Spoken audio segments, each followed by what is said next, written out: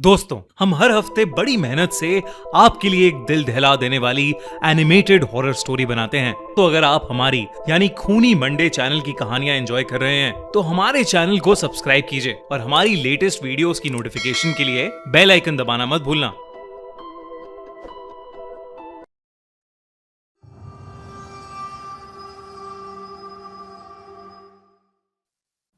Labubu horror story. मिलेन अपने dog bio के साथ चाइना के शंघाई शहर में रहती थी। वैसे तो वो चाइना के एक छोटे से गांव से थी, पर अपने फादर की डेथ होने के बाद वो अपनी माँ और बहन के लिए पैसे कमाने शंघाई शिफ्ट हुई थी।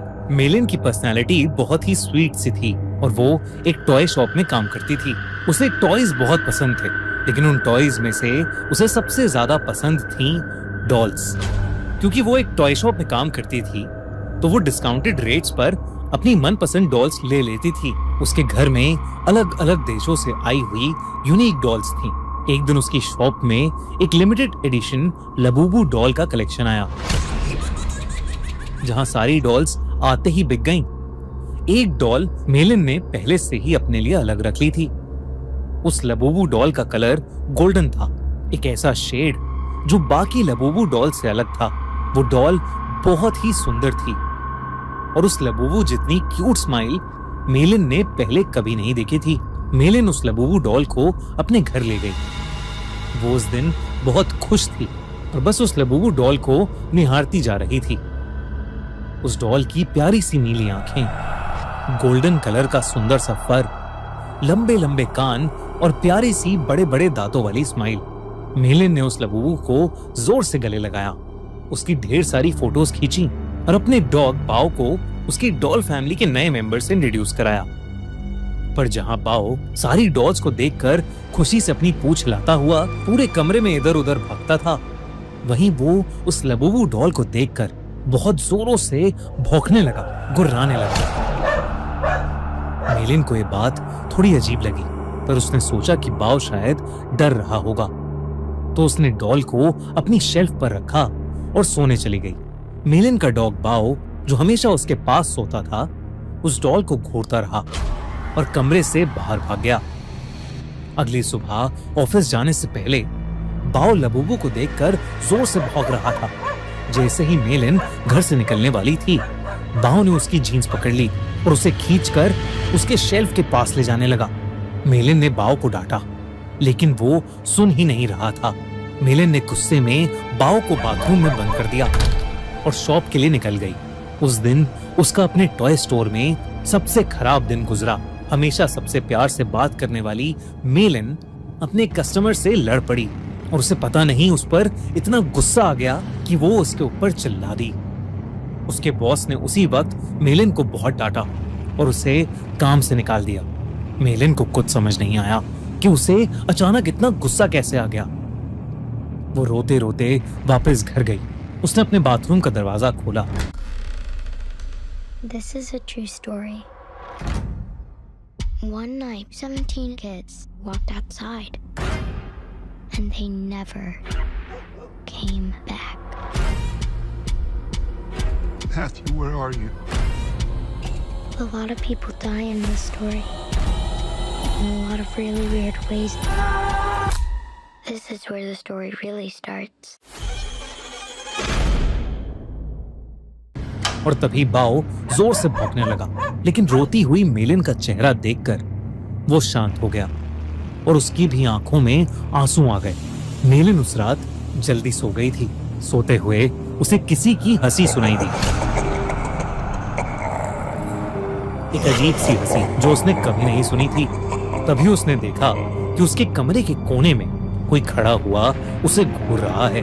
अंधेरे की वजह से वो उसे ठीक से देख नहीं पा रही थी। उसने बिस्तर से उठकर देखा तो वहां कोई नहीं था, बस वहां वो लबूबू डॉल पड़ी थी, जिसे मेलिन ने वापस शेल्फ पर रख दिया और फिर से सोने चली गई। उस रात मेलिन को एक सपना आया जिसमें वो अपने कमरे में थी और वहां एक बहुत ही अजीब सा दिखने वाला जानवर जैसा कुछ था, जिसके बड़े बड़े नुकीले दांत थे, भयानक लंबे और दांतों से भी ज्यादा नुकीले नाखून थे और उसका पूरा शरीर लाल रंग का था। वो जगह जगह से सड़ रहा था। धीरे धीरे वो मेलिन के पास आ गया और उसका गला घोटने के लिए आगे बढ़ा। मेलिन डर के मारे जोर से चिल्लाई, पर वो जानवर उससे ज्यादा जोर से एक भयानक हंसी हंसने लगा और उसने अपने नुकीले पंजों से मेलिन पर अटैक कर दिया। डर के मारे मेलिन की आंख खुल गई, लेकिन तब उसने देखा कि वो लबूबू डॉल उसके ऊपर बैठी है। मेलिन की चीख निकल गई।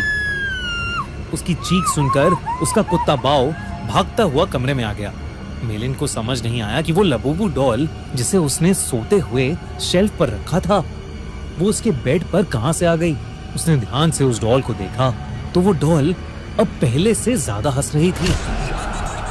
मेलिन कुछ समझ पाती कि इससे पहले ही मेलिन के डॉग बाओ ने उस डॉल को अपने दांतों से खींचा और उसने उसके चिथड़े चिथड़े कर दिए।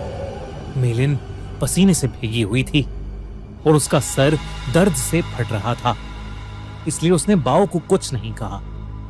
मेलिन ने उस लबूबू डॉल को डस्टबिन में डाला और बाओ को अपने पास बुलाकर फिर से सोने चली गई। जब वो सुबह उठी तो उसका सर पिछली रात से भी ज्यादा दर्द कर रहा था। साथ ही साथ उसके हाथों पर छोटे छोटे लाल दाने आ गए थे। बाओ भी कमरे में नहीं था। उसने बाओ को आवाज लगाई, पर उसको अपनी बात का कोई जवाब नहीं मिला। मेलिन हॉल में गई, लेकिन बाओ वहां भी नहीं था।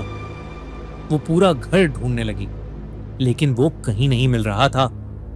आखिर में वो अपने बाथरूम में गई। बाओ बाथरूम में भी नहीं था, लेकिन जब उसने अपना चेहरा शीशे में देखा तो उसका पूरा चेहरा उन छोटे छोटे लाल दानों से भर गया था। ऐसा लग रहा था कि जैसे किसी ने उसे काटा हो। तभी बाथरूम मिरर में उसे दिखा कि उसके कंधे के पीछे कुछ भयानक सा था, जो बिल्कुल उस जानवर के जैसा लग रहा था जो उसके सपने में आया था, और वो जोर जोर से हंस रहा था। पर जैसे ही मेलिन मुड़ी, वहां कोई जानवर नहीं बल्कि बाथरूम के शेल्फ के ऊपर लबूबू डॉल रखी थी। मेलिन को ये अपनी आंखों का धोखा लगा।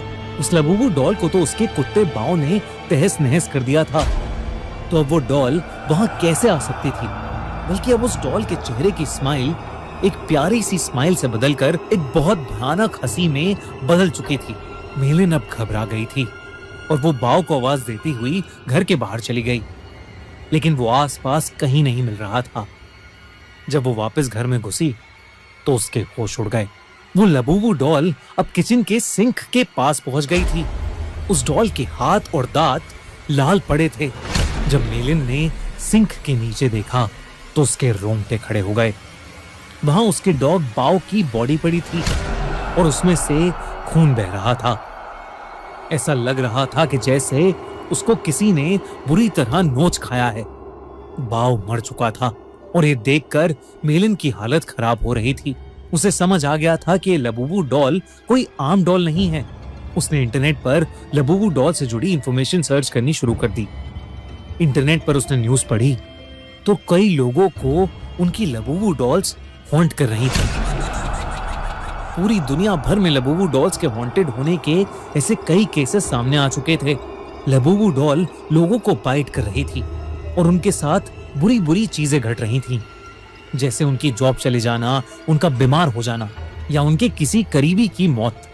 ये सब न्यूज पढ़कर मेलिन और ज्यादा डर गई थी। उसे समझ आ गया था कि उसकी लबूबू डॉल हॉन्टेड है। उसने देरी न करते हुए डॉल में आग लगा दी और उसकी राख को एक जार में डालकर पास की नदी में बहा दिया। उस रात ये सारा किस्सा उसने अपनी छोटी बहन को फोन पर बताया।